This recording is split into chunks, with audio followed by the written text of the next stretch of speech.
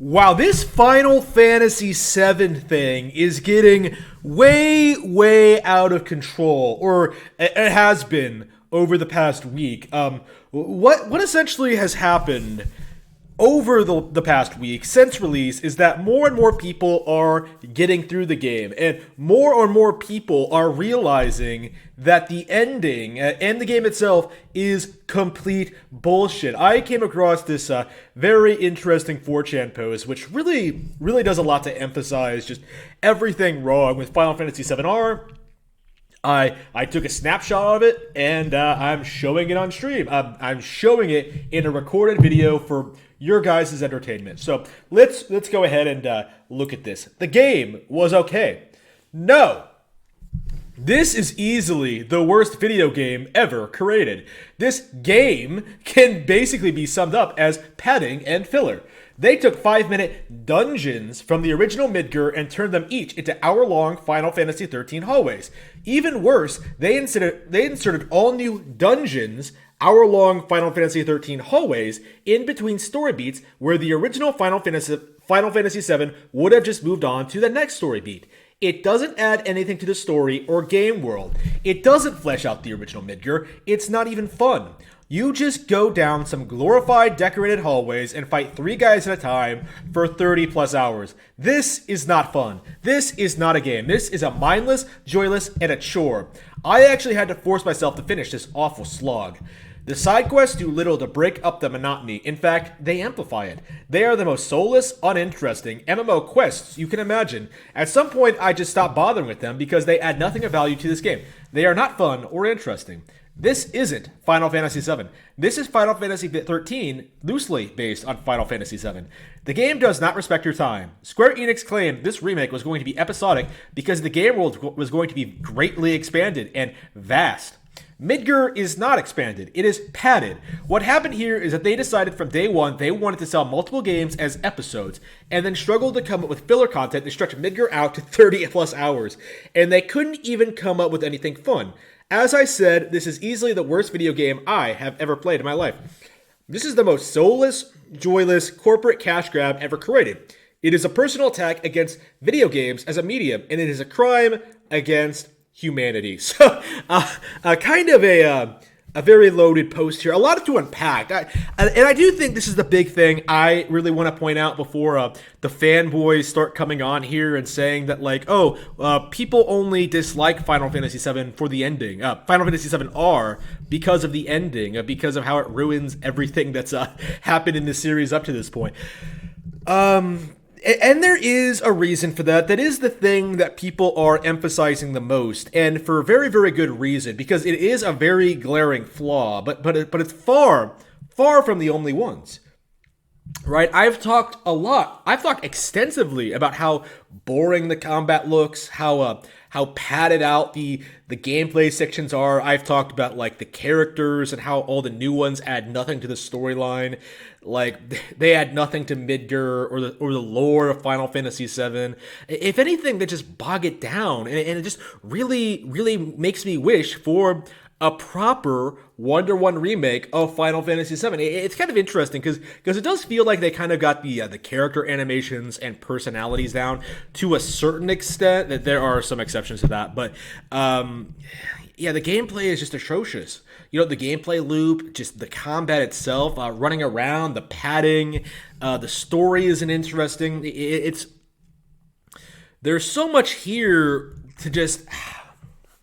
There's nothing really of value in Final Fantasy VII R. Like, when you get right down to it, Square's justification of making this episodic, it doesn't hold up. It doesn't hold any water. Like, this is not something that was a good trade-off for the entire game. Like, I think everyone who finished this should be saying the same thing, where I would have preferred there be no padding, and we just move on to the next area. Like, we just move on with the game. And that is maybe this is a subject for another video. Maybe I'll talk about this more in another topic. But because of the way it ended, because of how the game seems to apply that they're breaking free. The characters are breaking free of the time ghosts and are free to pursue their own destiny, which essentially in Nomura terms mean that he's not going to stick with the original plotline and is just going to do whatever he wants going forward. I That's going to be a disaster for a lot of reasons. For one thing, we don't know how good those episodes are going to be. We don't know how many there are going to be. They could make like 10 or 20. Like I was, everyone coming up with like, oh, there are going to be 3 episodes. Full of shit. Like that number was being that they were people were coming up with that number based on the original game. And if they completely change things, like again, I can see there being several more episodes than that. Like I predicted 5, 6, or 7. Like I think 7 would be kind of a neat way, would be what Square would be trying to do to get to 7. But personally, I think 5 is a bit more reasonable considering like how these things typically go. So yeah, you might have to wait let's see, assuming it takes 5 years for each episode, 25 years to see the conclusion of this. I don't think you're going to see it, by the way, for a bunch of reasons. My assumption is that they're going to wrap everything up in a really rushed second episode. Even if that, all their plans are going to be compacted into a second or third episode. I don't think they're going to be able to stick with their plan of having like multiple parts.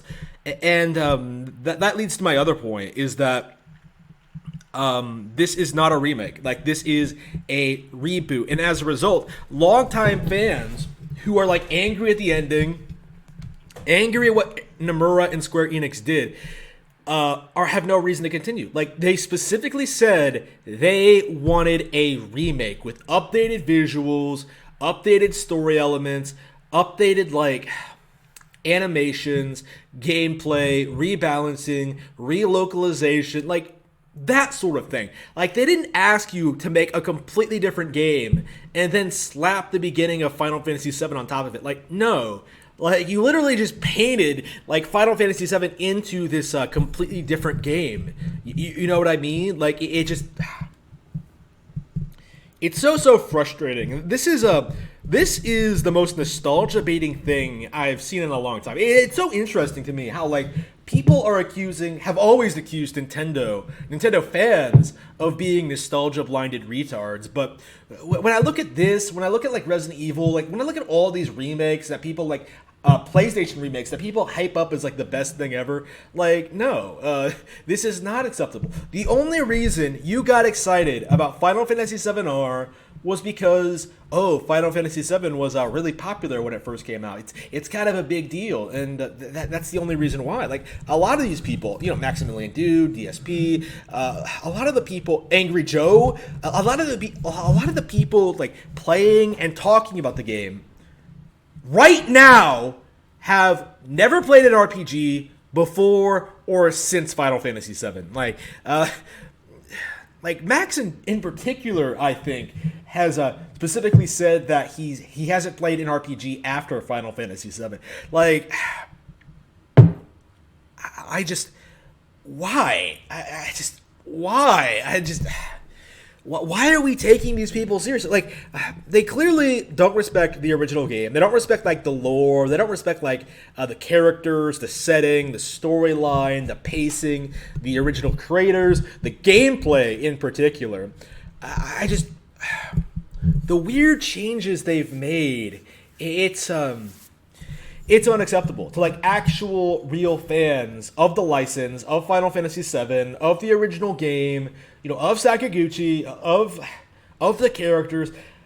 I don't think there's any real defending this, even as, like, from a pure novelty standpoint. Like, well, it's Final Fantasy VII, but with action-based combat. Like, no, it doesn't work. And that brings me to my final point, is if Square really wanted to make something like this, they could have just made it a new IP. Like, that's what they used to do back in the 90s, right? Like, remember when Xenogears was too mature to be Final Fantasy VIII?